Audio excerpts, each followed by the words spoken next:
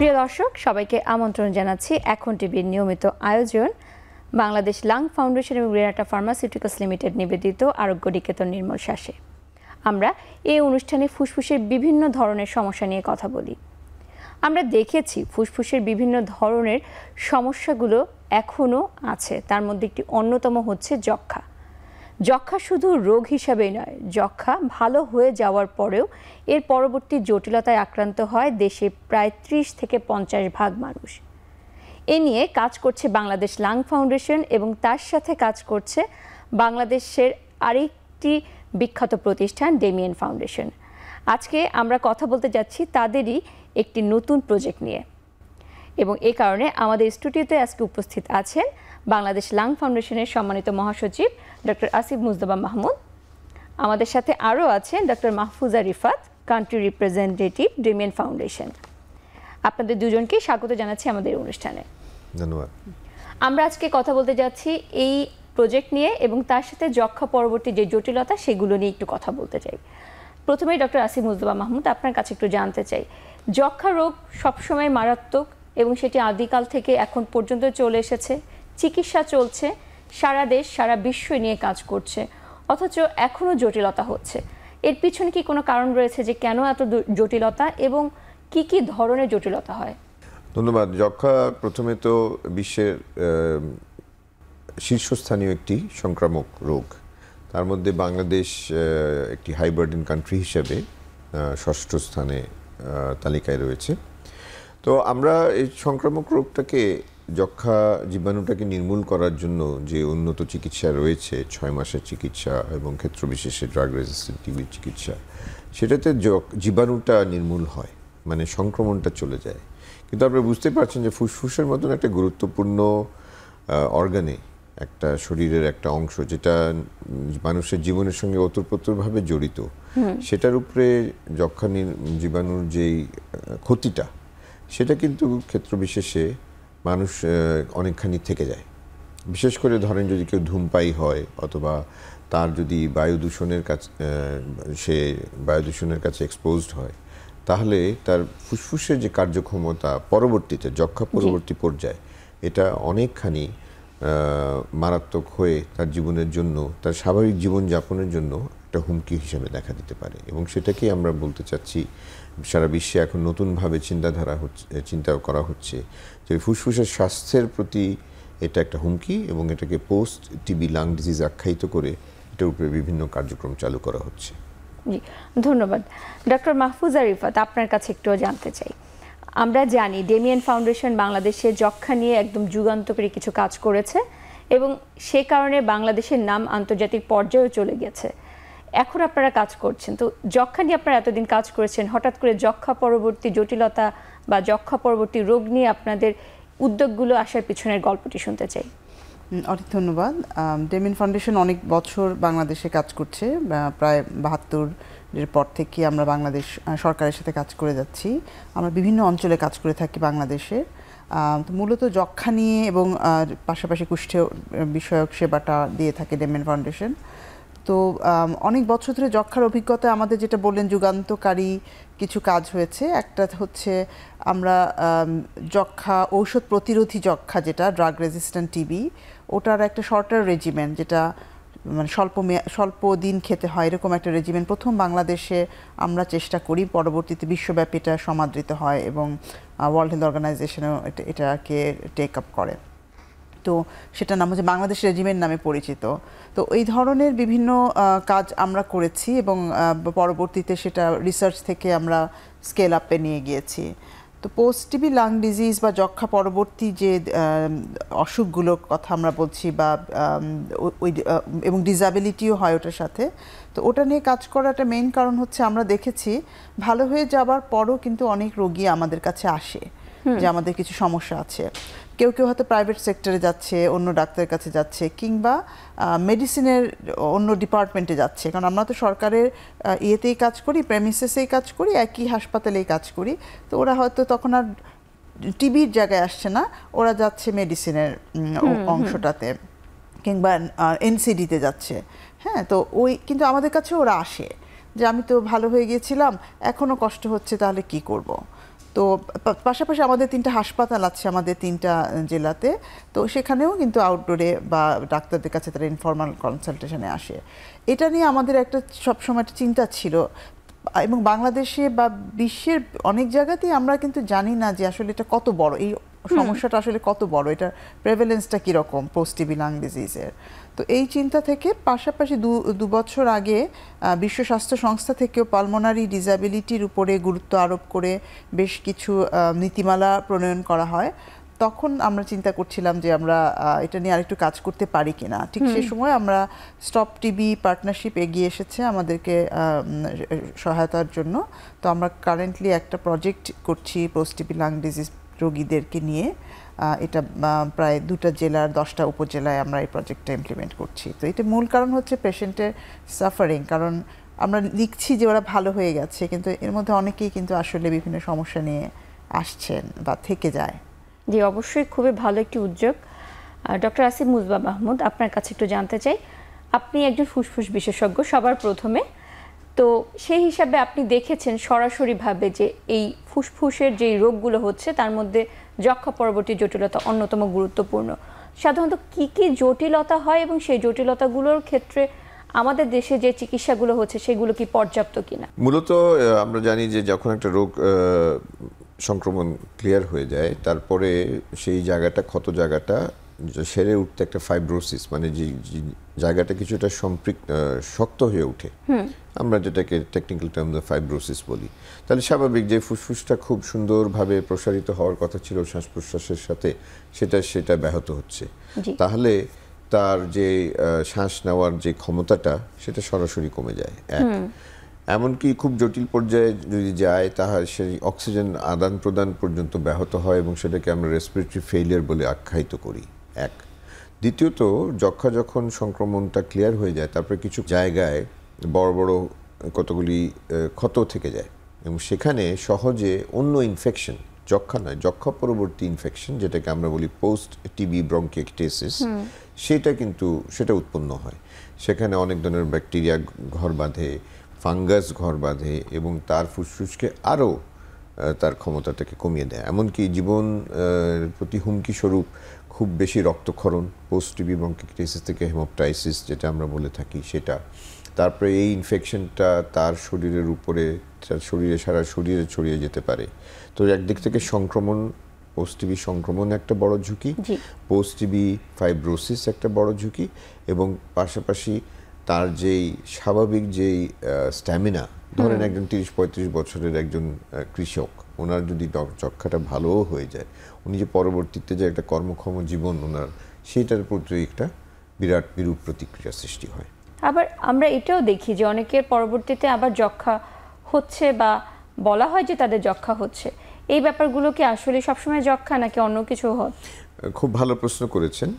আমরা এটা খুব ভালোভাবে নিশ্চিত হতে হবে যে হ্যাঁ, রিল্যাপস বৈজ্ঞানিক পরিভাষায় মানে পরিসংখ্যান বলে যে 5-10% রোগী আবার যক্ষ্মায় আক্রান্ত হতে পারেন, কিন্তু সেটা খুব ভালোভাবে নিরূপণ করতে হবে। আজকে আমাদের কাছে সেই প্রযুক্তি আছে যদি আমরা দ্বিতীয়বার যক্ষ্মা হয়েছে কিনা সেটা নিশ্চিত হওয়া দরকার। তবে সে নিশ্চিত না হয়ে যদি আমি দ্বিতীয়বার তাকে যক্ষ্মার চিকিৎসা দিই, তাতে তো সে ভালোই হবে না, এমনকি ওষুধ প্রতিরোধী যক্ষ্মা হয়ে যাওয়ার সম্ভাবনা রয়েছে। অতএব এই ব্যাপারে সচেতনতা আমরা বৃদ্ধি করছি যারা স্বাস্থ্যকর্মী চিকিৎসকরা রয়েছেন, যে দ্বিতীয়বার এটা কি যক্ষ্মা নাকি পোস্ট টিবি ব্রঙ্কিয়েক্টেসিস না পোস্ট টিবি ফাইব্রোসিস, এখানেই চলে আসে পোস্ট টিবি লাং ডিজিজ সম্বন্ধে একটা সম্যক ধারণা থাকা দরকার স্বাস্থ্যকর্মীদের এবং জাতীয় যক্ষ্মা নিয়ন্ত্রণ কার্যক্রমের জন্য। এবং ডেমিন ফাউন্ডেশনকে অভিনন্দন জানাই যে এই বিষয়টা বাংলাদেশে গুরুত্ব সহকারে ওনারা সামনে তুলে এনেছেন। জি, ধন্যবাদ। ডক্টর মাহফুজা রিফাত, আপনার কাছে আবার আসলাম। আপনারা কাজ করছেন যক্ষ্মা পরবর্তী বিভিন্ন সমস্যাগুলো নিয়ে, যেটাকে আমরা বলছি জটিলতা। তো তার মধ্যে একটি কথা একটু আগেই শুনলাম যে স্বাভাবিক জীবনযাপনের যে কর্মক্ষমতা রয়েছে সেটাও ব্যাহত হয়। আপনারা সাধারণত কোন ধরনের ঘটনাগুলোর পিছনে আপনার ফোকাসটা বেশি করছেন? যদি আমি পেশেন্টের দিক থেকে আসি, ওরা অনেক সময় বলে যে আমরা একে তো হচ্ছে শ্বাসকষ্ট বা অন্যান্য অসুবিধা নিয়ে আসেন, আর স্বাভাবিক জীবনযাত্রা যেটা হচ্ছে সে হয়তো আগের মতো কাজ করতে পারে না, আগের মতো হাঁটতে পারছে না, হ্যাঁ, যার ফলে তার ডে টু ডে কাজগুলো বন্ধ হয়ে যায়। এবং তার ঘুমের আগ্রহটা কমে যায়, তার ক্ষুধা মন্দা হয়, হ্যাঁ, এবং আস্তে আস্তে দেখা যায় যে তার বডিও মানে তার মাসেলগুলো হয়ে যাচ্ছে, শুকিয়ে যাচ্ছে, এগুলো যেহেতু কর্মক্ষম না, হ্যাঁ। তো এগুলো কারণে সে মূলত যেটা আসে মহিলা বা পুরুষ যারা যারা বয়স্ক ওরা অনেকে এবং যারা বিশেষ করে যারা কর্মক্ষম বয়সের তারাও এসে বলে যে আমি তো আগের মতো কাজ করতে পারি না বা হাঁপিয়ে যাই। সেক্ষেত্রে যেটা আমরা কিন্তু যখন দেখেছি টিবি যখন ওষুধ তারা খেত তখন কিন্তু খুব মানে ভালো ইমপ্রুভ করেছে, কিন্তু পরবর্তীতে তারা এই অসুবিধাগুলো সাধারণত নিয়ে আসে। তবে আমরা যখন post TB lung disease intervention করেছি যে পেশেন্টদের ক্ষেত্রে মানে মূলত তাদেরকে কিছু মেডিকেশন দেওয়া হয়ে থাকে বা বিশেষ ক্ষেত্রে পালমোনারি রিহ্যাবিলিটেশন যখন আমরা শুরু করেছি, এটা এক ধরনের এক্সারসাইজের মতো যেটা, এবং এটা বেশ ভালো ফল তারা মানে বলেছেন যে তারা পাচ্ছেন এবং আগের চেয়ে তারা এখন ভালো ইমপ্রুভমেন্ট দেখতে পাচ্ছেন তাদের কাজ করার ইয়েতে। ধন্যবাদ। এই পালমোনারি রিহ্যাবিলিটেশন অপেক্ষাকৃত একটি নতুন শব্দ, সেই ব্যাপারে একটু ডক্টর আসিফ মুজতবা মাহমুদ আপনার কাছে জানতে চাই। আমাদের দেশে রোগী বা স্বাস্থ্যকর্মী তাদের মধ্যে এই ব্যাপারে কতটুকু সচেতনতা রয়েছে এবং এর মাধ্যমে আসলে কতটুকু উপকার হওয়ার সম্ভাবনা রয়েছে ব্যাপার প্রথমত বলতে চাই যে পালমোনারি রিহ্যাবিলিটেশন খুবই গুরুত্বপূর্ণ একটি বিষয়। ফুসফুস যেহেতু আমি বলেছি জীবনের সঙ্গে এটা ওতপ্রোতভাবে জড়িত, শ্বাস চললেই শ্বাসে জীবন। আমরা দেখেছি যে ফুসফুসের চিকিৎসার ক্ষেত্রে অনেক উন্নত মানের ওষুধ বাংলাদেশে এখন আছে এবং রোগীরা সেটা ব্যবহার করছেন, চিকিৎসকরা সেটা প্রেসক্রিপশন করছেন। কিন্তু লক্ষ্য রাখতে হবে যে এমন কিছু রোগ আছে অথবা ফুসফুসটাকে যে যতখানি ক্ষতিগ্রস্ত হলো, আমরা আলাপ করছিলাম যক্ষা পরবর্তী ক্ষতি অথবা ফাইব্রোসিস, এটাকে কিন্তু সচল করে আনার জন্য রিহ্যাবিলিটেশন, পুনর্বাসন, ঠিক যেমন বন্যা হয়ে গেলে মানুষকে ত্রাণ কেন্দ্র থেকে এনে আবার পুনর্বাসন করতে হয়, ঠিক সেইভাবে ফুসফুসকে পালমোনারি রিহ্যাবিলিটেশন, ফুসফুসকে পুনর্বাসিত করার একটা প্রক্রিয়া, বৈজ্ঞানিক প্রক্রিয়া রয়েছে এবং সেটা অত্যন্ত প্রয়োজন। শুধুমাত্র ওষুধের মাধ্যমে একজনকে কর্মক্ষম করে তোলা যাবে না। সহজ যদি আমি উদাহরণ দিই, আমরা যে রুগীদেরকে বোঝাবার চেষ্টা করি যে যারা খুবই উন্নত মানের ক্রীড়াবিদ রয়েছেন তাদের অনেক সময় দেখা গেল যে ওনারা ইনজুরিতে মাঠে কাতরাচ্ছেন, কিন্তু মাসখানিক পরে অথবা সপ্তাহ দুয়েক পরে আবার উনি ওনার সেই স্টাইলেই উনি আবার ফিরে এসছেন, দুর্দান্ত উনি খেলছেন। সেটা কিসের মাধ্যমে? সেটা ওনাকে ফিজিওথেরাপিস্ট রিহ্যাবিলিটেশন ওনার সেই মাংসপেশিগুলোকে আবার ট্রেন আপ করে নিয়ে এসছে। তো সেই জন্য পালমোনারি রিহ্যাবিলিটেশনটা খুবই দরকার। আপনার দ্বিতীয় প্রশ্ন যেটা, যে কতখানি সচেতনতা, আমরা দেখেছি যে সচেতনতা চিকিৎসকদের মধ্যে থাকলেও স্বাস্থ্যকর্মী এবং সাধারণ জনগণের মধ্যে এখনও সেই সচেতনতা নাই, এবং সেই জন্য লাং ফাউন্ডেশন ফুসফুসের স্বাস্থ্য বিশ্বাস করে এবং পালমোনারি রিহ্যাবিলিটেশনের প্রতি গুরুত্ব আরোপ করছে। ধন্যবাদ। ডক্টর রিফাত, আপনার কাছে একটু জানতে চাই, এই যে আপনারা প্রকল্পটি হাতে নিয়েছেন যেখানে এই ধরনের পালমোনারি রিহ্যাবিলিটেশন দেওয়া হচ্ছে, বিভিন্ন ধরনের চিকিৎসা দেওয়া হচ্ছে, তো এই ক্ষেত্রে আপনারা সাধারণত কিভাবে আপনার এলাকা ভাগ করেছেন বা কাজগুলো কিভাবে এগিয়ে নিয়েছেন? আমরা এটা একটা প্রাথমিক, আমরা এই প্রকল্পের আন্ডারে আমরা করছি 2টা জেলার 10টা উপজেলাতে, হ্যাঁ, টাঙ্গাইল এবং ময়মনসিংহে আমরা শুরু করেছি। তবে আমাদের যদি এটা আসলে এটা নিউ কনসেপ্ট, যেটা বাংলাদেশে আসার জন্য এবং বিশ্বব্যাপীও অনেকটা নিউ, অনেক ছোট পর্যায়ে বিভিন্ন রকমের কাজ হয়েছে কিন্তু লার্জ স্কেল কাজ আসলে হয়নি সেভাবে করে। দ্বিতীয়ত হচ্ছে এই কাজটা আমরা করছি আবার ইন্টিগ্রেটেড মডেলে, মানে সরকারের বর্তমান যে যক্ষ্মা নিয়ন্ত্রণ কর্মসূচি সেটার সাথে ইন্টিগ্রেট করেই আমরা কাজটা করার চেষ্টা করছি। সো এখানে এটা আসলে এটা নিউ কনসেপ্ট বলা যায়। তো আমরা যেটা করেছি যে স্বাস্থ্যকর্মী, যেটা আপনি প্রশ্ন করলেন, তাদেরকে আমরা ক্যাপাসিটি ডেভেলপ করার চেষ্টা করেছি, তাদেরকে ট্রেন করেছি, যেক্ষেত্রে বাংলাদেশ লাং ফাউন্ডেশন আমাদেরকে হেল্প করেছে আমাদের যে কারিকুলাম বা এসওপি, স্ট্যান্ডার্ড অপারেটিং প্রসিডিওর, এসব করে দেওয়ার ক্ষেত্রে। সেকেন্ড হচ্ছে আমরা যেটা করছি ওইসব জেলাতে যেসব রোগী ভালো হয়ে গিয়েছিল যক্ষ্মার, তাদের কাছে গিয়ে জানতে চাচ্ছি একেবারে হাউস হোল্ড লেভেলে যে আপনাদের কি এখনও ভালো আছেন না এখনও সমস্যা আছে। যারা বলছে সমস্যা আছে ওদেরকে একটা স্ক্রিনিং করা হয় ভার্বাল কিছু পয়েন্ট দিয়ে, তারপর যদি মনে হয় যে না ওনার কিছু সমস্যা আসলেই রয়েছে তখন আমরা তাদেরকে স্বাস্থ্যকেন্দ্রে আসতে বলছি এবং সেখানে তাদের বিভিন্ন অ্যাসেসমেন্ট হচ্ছে। ওয়ান অফ দ্য অ্যাসেসমেন্ট আমরা করছি স্পাইরোমেট্রিও। হ্যাঁ, তো স্পাইরোমেট্রি অ্যান্ড আদার অ্যাসেসমেন্ট করার পরে যদি স্বাস্থ্যকর্মী বা ডাক্তার মনে করছেন যে না এর আসলে এটা পিটিএলডি কনফার্ম বা এক্সরে করে বোঝা যাচ্ছে, তখন আমরা ওনাকে একটা পিআরএ এনরোল করছি অথবা তাকে অ্যাডভাইস দিচ্ছি। সো এইটা আমরা এভাবে করে কাজটা হয়ে আসছে। এখন পর্যন্ত আমাদের প্রায় 200-র ওপরে পিটিএলডি রোগীকে আমরা রিচ মানে পেয়েছি এবং এদের মধ্যে যারা অনেকেই প্রায় 70-এর উপরে অনেকে পালমোনারি রিহ্যাবিলিটেশনের মধ্যে দিয়ে যাচ্ছে। তার মানে খুব ভালোভাবে প্রকল্পটি এগিয়ে যাচ্ছে। হ্যাঁ, এখন পর্যন্ত ভালোভাবে যাচ্ছে এবং যদি সাকসেসফুল রেজাল্ট হয় আমরা এটা আরো অন্যান্য জায়গায়ও মানে নিয়ে এক্সপ্যান্ড করব, সেরকম ইচ্ছে আছে। আমরা এ নিয়ে আরো কথা শুনবো। এখন একটি ছোট বিরতির সময় হয়েছে।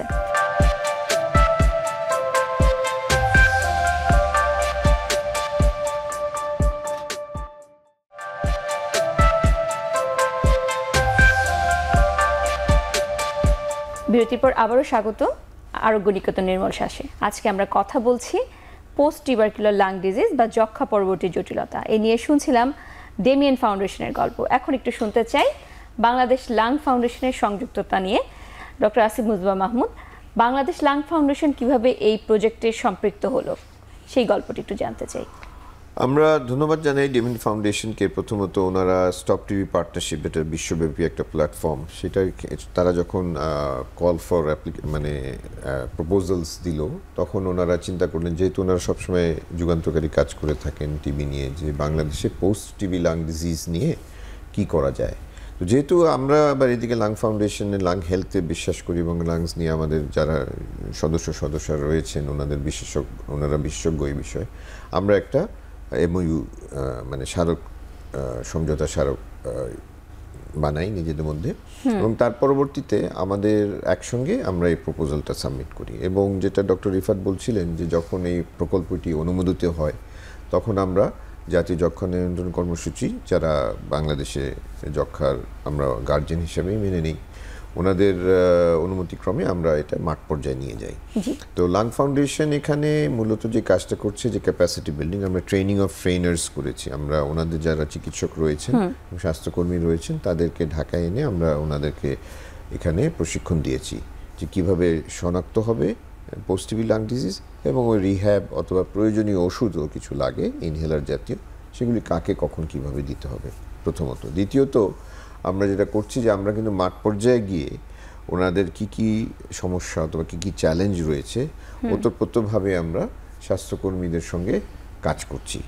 সো আমরা আশা করি যে আমাদের এই যে নতুন একটা দিগন্ত খুলছে পোস্ট টিবি লাং ডিজিজ, যেটা বিশ্বে এখন নতুন একটা আলোচনায় চলে আসছে, যখন ফুসফুসের স্বাস্থ্য নিয়ে সবাই চিন্তা করে, সেখানে বাংলাদেশেরও একটা গুরুত্বপূর্ণ অবদান থাকবে, এটাই আমাদের আশা। এবং ডেমিয়েন ফাউন্ডেশনের সঙ্গে আমরা কাজ করে আমরা নতুন তথ্য বিশ্বের দরবারে পেশ করতে পারবো।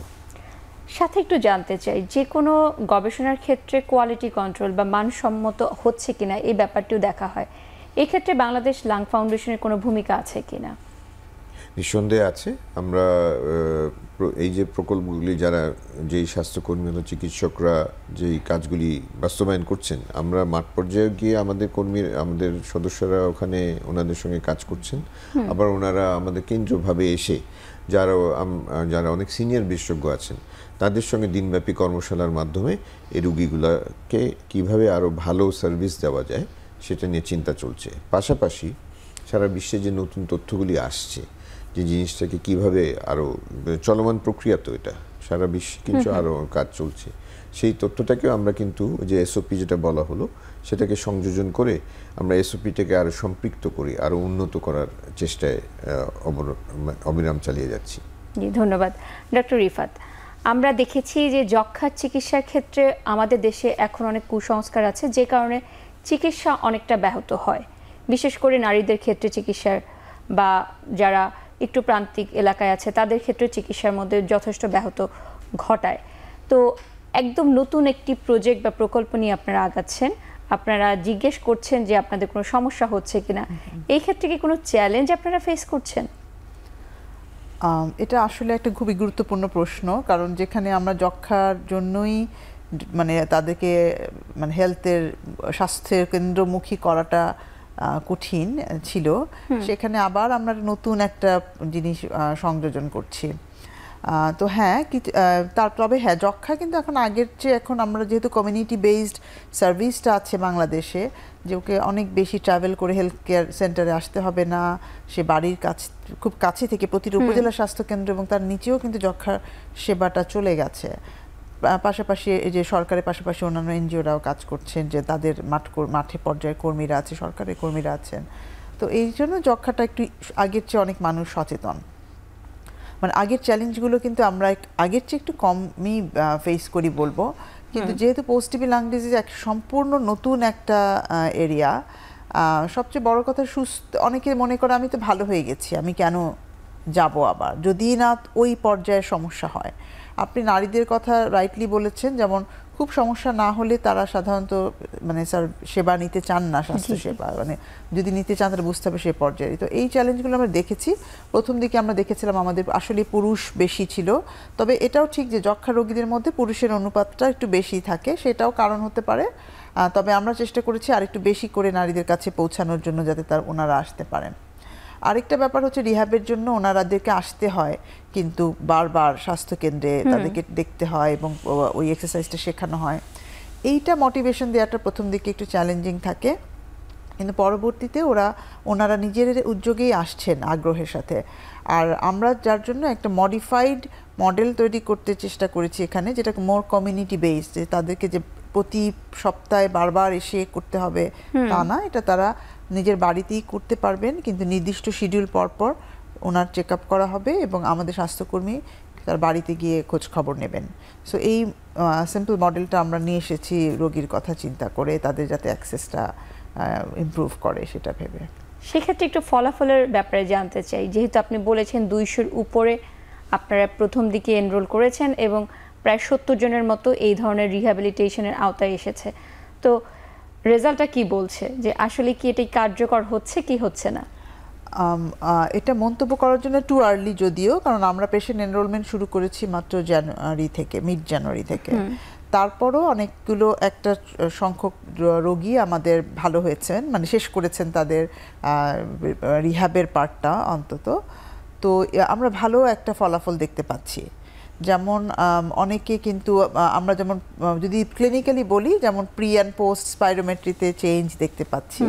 আর যদি সহজ ভাষায় বলি, রোগীর দিক থেকে ওনারা বলছেন যে এখন ভালো লাগছে, আগে তো একটু অতটুকু হাঁটতে গিয়ে আমি হাঁপিয়ে যেতাম, এখন আমি আগের চেয়ে ভালো হাঁটতে পারি, কাজ করতে পারি। হ্যাঁ, এই চেঞ্জগুলো আসছে।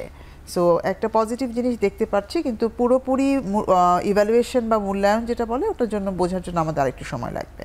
আমরা আশা করতে পারি যে অবশ্যই যেটা পজিটিভ একটা রেজাল্ট হবে। হ্যাঁ, ডক্টর আসিফ মুজতবা মাহমুদ, যক্ষ্মা পরবর্তী জটিলতার সমাধানের দিকে বাংলাদেশ যাচ্ছে আপনাদের বাংলাদেশ লাং ফাউন্ডেশন এবং ডেমিয়েন ফাউন্ডেশন দুটি প্রতিষ্ঠানের হাত ধরেই, এবং সেই আশাও আমরা করছি। কিন্তু এখনও যক্ষ্মা নিয়ে অনেক চ্যালেঞ্জ রয়ে যাচ্ছে। দেখা যাচ্ছে যক্ষ্মা নিয়ে বিভিন্ন ধরনের এনজিও এবং অবশ্যই সরকারিভাবে কাজ হচ্ছে, কিন্তু তারপরেও সমাধান আসছে না। আপনি কি মনে করেন যে এর পিছনে চ্যালেঞ্জগুলো কি কি?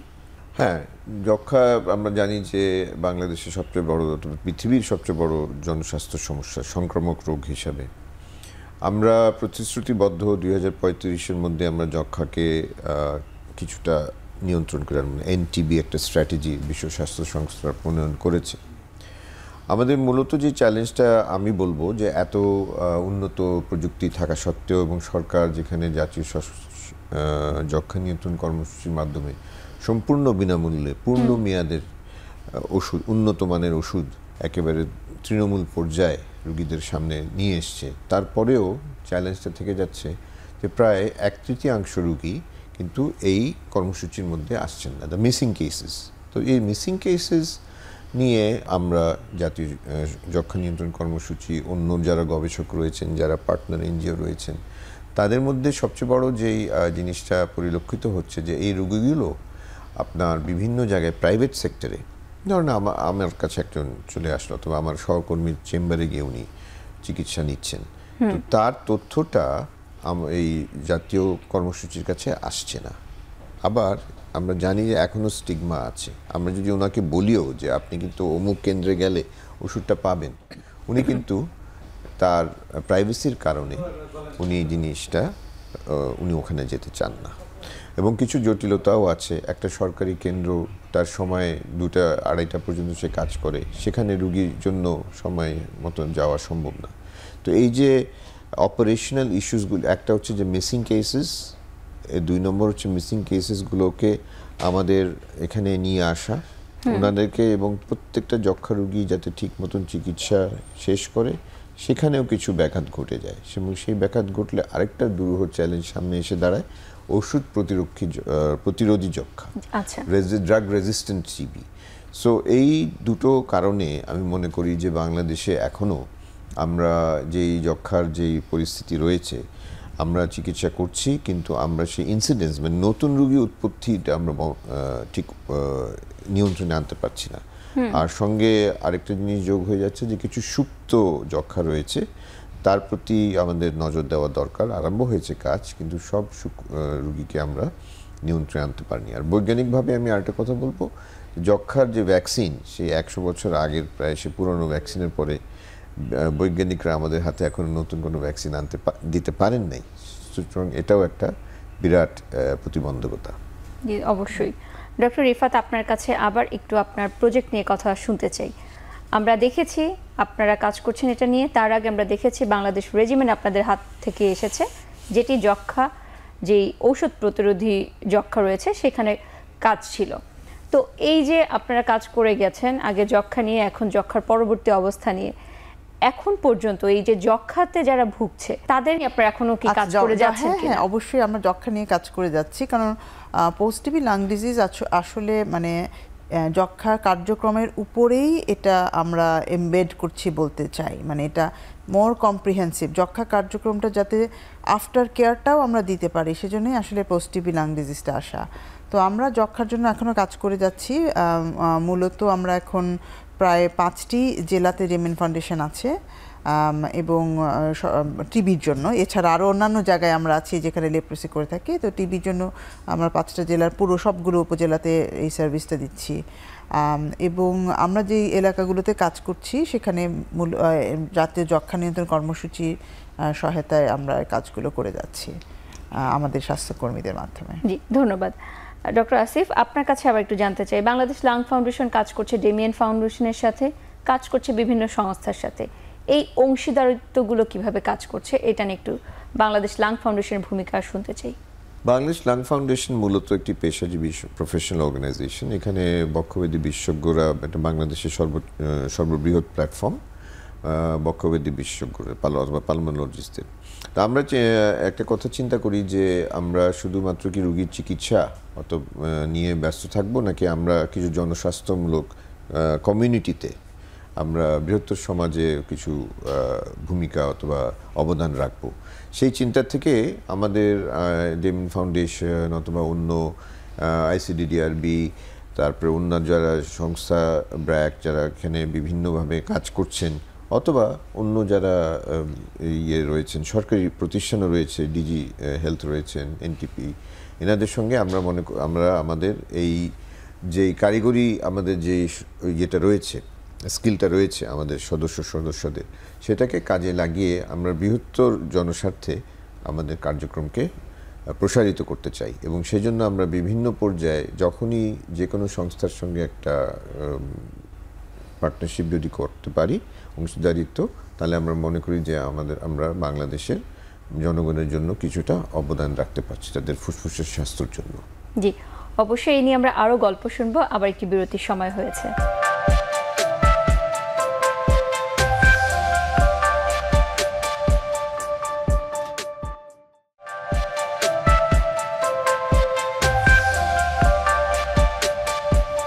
বিরতির পর আবারও স্বাগত জানাচ্ছি এখন টিভি নিয়মিত আয়োজন আরোগ্য নিকেতন নির্মল শ্বাসে। আজকে কথা হচ্ছে যক্ষ্মা পরবর্তী জটিলতা নিয়ে। আমরা গল্প শুনছিলাম যে কিভাবে বাংলাদেশ লাং ফাউন্ডেশন এবং ডেমিয়ান ফাউন্ডেশন এখানে কাজ করছে। কাজের ক্ষেত্রে সবসময় অংশীদারত্বের ভূমিকা আছে দেশি বিদেশি বিভিন্ন ধরনের ফান্ডিং এজেন্সি। তো বর্তমান বিশ্বের যে একটা টার্ময়েল অবস্থা, সেক্ষেত্রে আমরা দেখেছি বিভিন্ন জায়গা থেকে বিভিন্ন বাধা আসছে। তাতে কি এই ধরনের কাজের ক্ষেত্রে বাংলাদেশে কোনো বাধা হচ্ছে কিনা? খুবই গুরুত্বপূর্ণ প্রশ্ন আপনি সামনে এনেছেন। আসলেই সারা বিশ্বব্যাপী এই যেটাকে বলে ডেভেলপমেন্ট সেক্টর, যেখানে উন্নত দেশগুলো আপনার ফান্ডস প্রোভাইড করে বিভিন্ন অনুন্নত দেশে অথবা উন্নয়নকামী দেশে কিছু সমস্যাগুলি যার ইম্প্যাক্ট সারা বিশ্বে আছে। যক্ষ্মা যেমন, যক্ষ্মা তো শুধু বাংলাদেশে সীমাবদ্ধ না, এটা তো সারা বিশ্বে ছড়াচ্ছে এবং আজকে যেই এত ইজি ট্রাভেল হচ্ছে তার মাধ্যমে কিন্তু এটা বিশ্বব্যাপী একটা সমস্যা। এখানে যে ফান্ডসটা সবচেয়ে বড় যেই এখন আমরা হুমকি দেখছি সেটা হচ্ছে যে এই বছরের প্রথম দিকে USAID বলে যে United states agency for international development, তার অনেকগুলি আর্থিক সহযোগিতা অনেকগুলি প্রকল্প জাতীয় যক্ষ্মা নিয়ন্ত্রণ কর্মসূচির অধীনে alliance for combating TB in Bangladesh নামে একটা অ্যালায়েন্স ছিল। অনেকগুলি সংগঠন এটার মধ্যে সম্পৃক্ত ছিল এবং এটা বিভিন্ন যুগান্তকারী জিনিস দেশে যক্ষ্মা রোগীর সেবার জন্য কার্যক্রম চলছিল। কিন্তু এখানে অর্থ বরাদ্দ বন্ধ হয়ে যাওয়াতে এই কার্যক্রমটা অনেকখানি গুটিয়ে এসছে।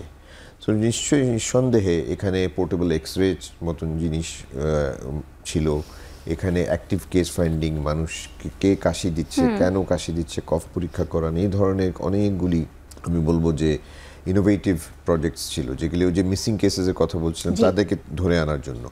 এগুলি কিন্তু এখন অনেকখানি বন্ধ হয়ে আসছে। সুতরাং আমরা অফকোর্স বসে নেই, সরকার বসে নেই। সরকারের জাতীয় যক্ষ্মা নিয়ন্ত্রণ কর্মসূচি এই নিয়ে আলোচনা করেছে, মিটিং করেছে এবং নতুন একটা মিটিগেশন প্ল্যান ওনারা হাতে নিচ্ছেন যে কিভাবে আমরা এই হুমকিগুলো, এই যে বর্তমান যে এই 2025 সালের এই চ্যালেঞ্জটাকে আমরা কিভাবে উত্তরণ করব।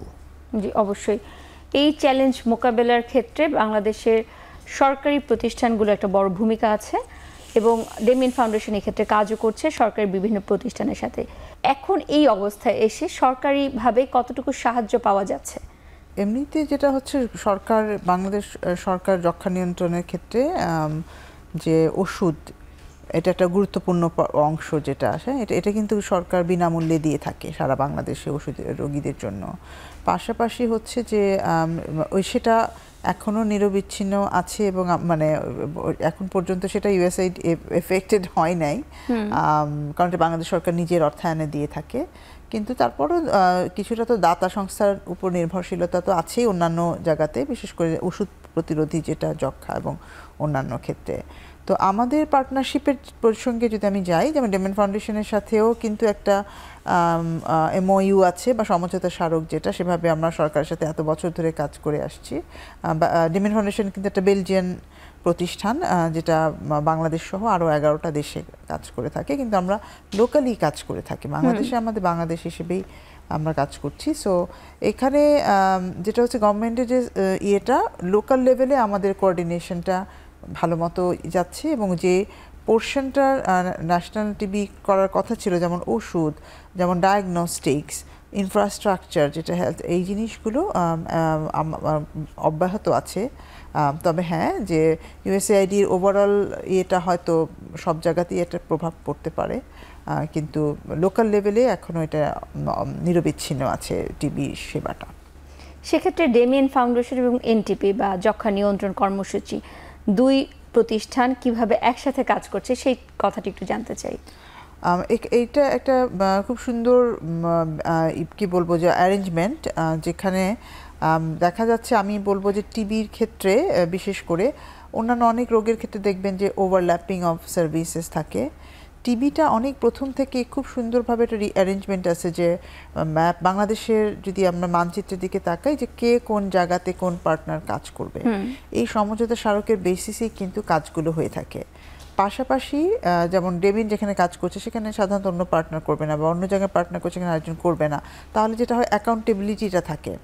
সিমিলারলি সরকারের পোর্শন থেকে আমাদের যেমন কাজটা হচ্ছে সেবা দেয়া, কমিউনিটি সার্ভিসটা দেয়া আমরা করে যাচ্ছি, সিমিলারলি সরকার দিয়ে যাচ্ছে হচ্ছে যেটা বললাম ওষুধ, ডায়াগনস্টিক্স, ট্রেনিং, তারপরে পলিসি প্রণয়ন বা স্টুয়ারশিপ এবং ওভারঅল স্টুয়ারশিপ যেটা করা, লজিস্টিক অ্যারেঞ্জমেন্ট, তো এই পোর্শনটা গভর্নমেন্টের দায়িত্ব। আমরাও আমাদের কিছু নিজস্ব লজিস্টিক্সের সাপোর্ট দিতে থাকি, কিন্তু মেইন যে টিবি ড্রাগস অ্যান্ড লজিস্টিক্স সেটা অ্যাকচুয়ালি সরকারের পক্ষ থেকে আসে। তো এই যে একটা সমঝোতার ভিত্তিতে কাজটা হচ্ছে, তো এই জন্য যেটা হয় যে এটা এফিসিয়েন্সি হয় রিসোর্সের ক্ষেত্রে, সেটাও হয়ে থাকে। জি, ধন্যবাদ। ডক্টর আসিফ, আপনার কাছে জানতে চাই, চ্যালেঞ্জগুলো তো অবশ্যই বাংলাদেশ লাং ফাউন্ডেশনের বিভিন্ন ধরনের কার্যক্রমের উপরে পড়ছে, তো সেই ক্ষেত্রে এই ধরনের চ্যালেঞ্জ মোকাবেলায় বাংলাদেশ লাং ফাউন্ডেশন কিভাবে কাজ করছে বা কিভাবে আগাচ্ছে? মূলত আমরা টিবি সংক্রান্ত যে কাজটা করে থাকি সেটাতে তো আমরা ওই যে বললাম যে বিভিন্ন পার্টনার্সের কিছুটা আর্থিক সীমাবদ্ধতার কারণে অনেকগুলি কার্যক্রম প্রায় বন্ধ হয়ে আসছে কর্মীদেরকে সম্পৃক্ত না করতে পারাতে। তো আমরা যেটা করেছি, আমরা এনটিপি যেটা জাতীয় যক্ষ্মা নিয়ন্ত্রণ কর্মসূচিকে আমরা জানিয়েছি যে আমাদের যারা সদস্য রয়েছেন, যারা সারা দেশে বিভিন্ন প্রতিষ্ঠানে, তারা কিন্তু সরকারি প্রতিষ্ঠানে কর্মরত আছেন। আমরা প্রথমে যে আহ্বানটা জানিয়েছি যে ওনাদেরকে আমরা গত বিশ্ব টিবি দিবস, বিশ্ব যক্ষ্মা দিবস মার্চের 24 তারিখে আমাদের ইয়ের থেকে লাং ফাউন্ডেশন এক্সিকিউটিভ কমিটি তাদেরকে উদ্বুদ্ধ করার জন্য এবং এই পরিস্থিতির সময় সজাগ করেছি যে আমাদের সামনে একটা বড় চ্যালেঞ্জ আসছে। আপনাদের কাছে বিনীত অনুরোধ যে আপনারা যার যার স্থলে আপনারা টিবি রোগীর ব্যাপারে আরও সজাগ হবেন। 1, 2 নম্বর হচ্ছে যে আপনারা যতদূর পারেন তাদেরকে সাহায্যের হাত প্রসারিত করবেন। দ্বিতীয়ত যেই কাজটা আমরা করতে চাচ্ছি, তো আমরা মনে করি যে এটার মাধ্যমে অনেকখানি আমাদের যে সদস্য যেহেতু তারা বিভিন্ন পর্যায়ে কর্মরত আছেন, যেমন 44টা বক্ষব্যাধি ক্লিনিক আছে সারা বাংলাদেশের জেলা পর্যায়ে, তারপর মেডিকেল কলেজগুলোতে বক্ষব্যাধি বিশেষজ্ঞরা রেসপিরেটরি মেডিসিন বিভাগে কর্মরত আছেন। ওনারা যদি আরও সচেতন হন, সজাগ হন এবং ওনাদের সদিচ্ছা প্রদর্শন করেন, যেটা কিছু আমরা ইতিমধ্যে কিছু উদাহরণ আমরা পাচ্ছি, তাহলে আমরা মনে করি যে এই হুমকি মোকাবেলার প্রথম ধাপটা সম্পৃক্ত হবে। কিন্তু আরও কাজ রয়েছে যেটা নিয়ে আমরা জাতীয় যক্ষ্মা নিয়ন্ত্রণ কর্মসূচির সঙ্গে নিবিড়ভাবে কাজ করে যেতে চাই। এটা যেটা প্রোগ্রামের ব্যাপার, পার্টনারশিপের ব্যাপার, আমরা এই নতুন করে পার্টনারশিপটাকে মূল্যায়ন করে আমরা সেটাকে আরও শক্তিশালী করে এই যক্ষ্মাকে আমরা মোকাবেলা করতে চাই। জি, আমরা এই নিয়ে আরও কথা শুনবো, আবার একটি বিরতির সময় হয়েছে।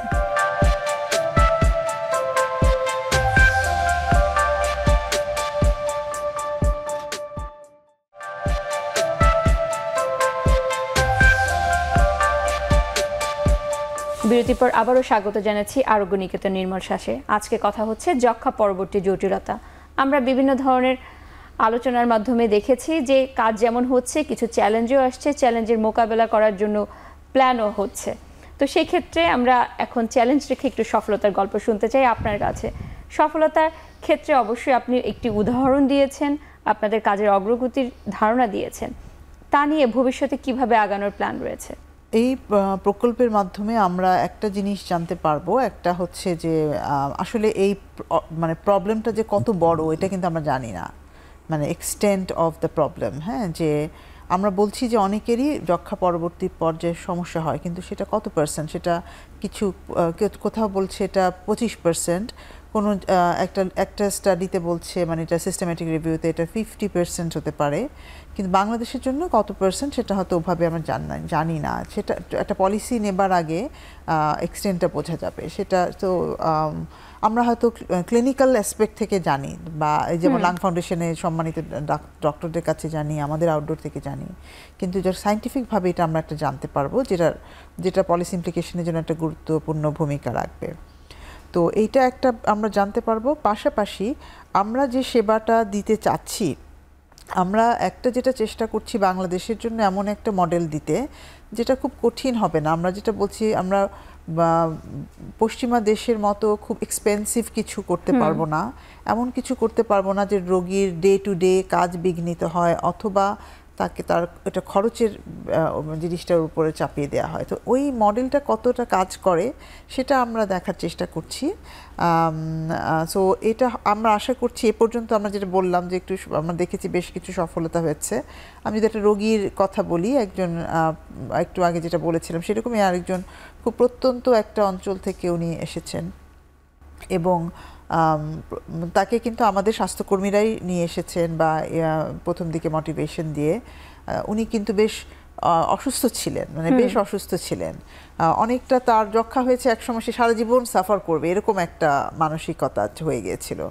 কিন্তু একটু পোস্ট টিবি লাং ডিজিজের প্যাকেজটার মধ্যে যখন উনি আসলেন, তার অনেকটা পজিটিভ চেঞ্জ উনি নিজেই যে এক্সপ্রেস করছেন।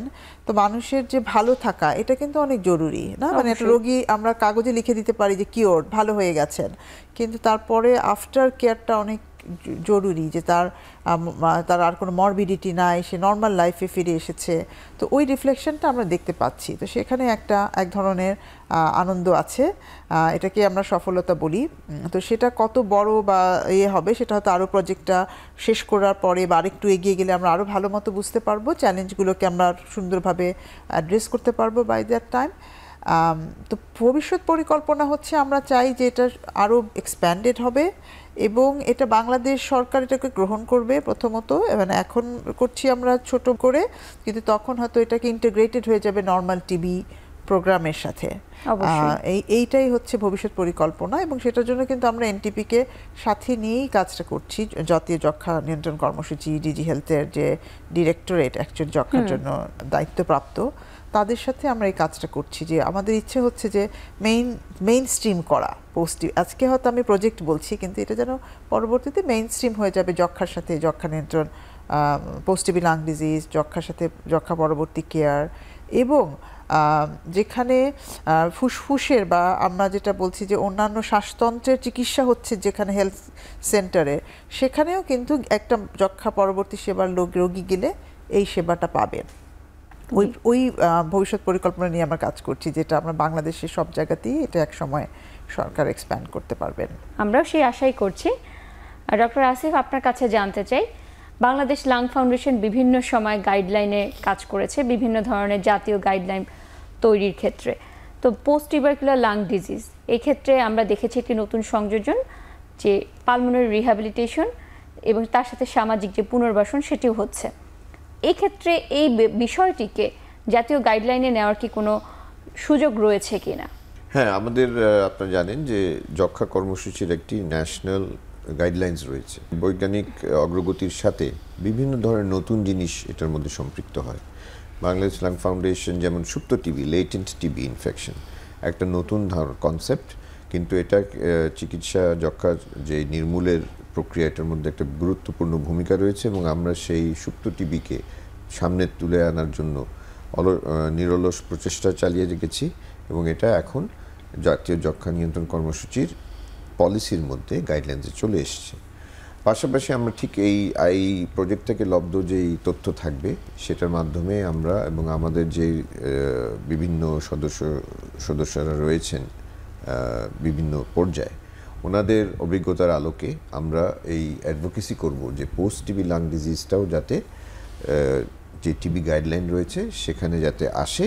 সুতরাং একজন টিবি সম্পৃক্ত কর্মী, তিনি চিকিৎসকই হন আর স্বাস্থ্যকর্মী হন, তার মধ্যে এটার সম্বন্ধে জ্ঞান থাকবে এবং উনি প্রয়োজনে রোগীকে এখানে নিয়ে আসতে পারবেন। তবে আমরা এখন এই নতুন পরিস্থিতিতে আমরা নতুন যেই টিবির মূল টিবির যেই বিষয়গুলি সেগুলিকেও আমাদেরকে নতুনভাবে চিন্তা ভাবনা করতে হবে, যেহেতু আমাদের কিছু আর্থিক সীমাবদ্ধতা দেখা দিয়েছে। এটাকে আমরা আমাদের কি বলবো, আমাদের মোটিভেশনের মাধ্যমে আমরা যারা স্বাস্থ্যকর্মী রয়েছি আমরা এইটাকে অতিক্রম করব বলে আশা করি। আমরাও সেই আশাই করি। কথা বলতে বলতে অনুষ্ঠানের একদম শেষ পর্যায়ে চলে এসেছি। আপনাদের দুজনকেই জানাচ্ছি এখন টিভির পক্ষ থেকে অসংখ্য ধন্যবাদ আপনাদের মূল্যবান সময় থেকে আমাদেরকে সময় দেওয়ার জন্য। আপনাকে ধন্যবাদ। প্রিয় দর্শক, আজকে এখানেই বিদায় নিচ্ছি। ভালো থাকুন, সুস্থ থাকুন।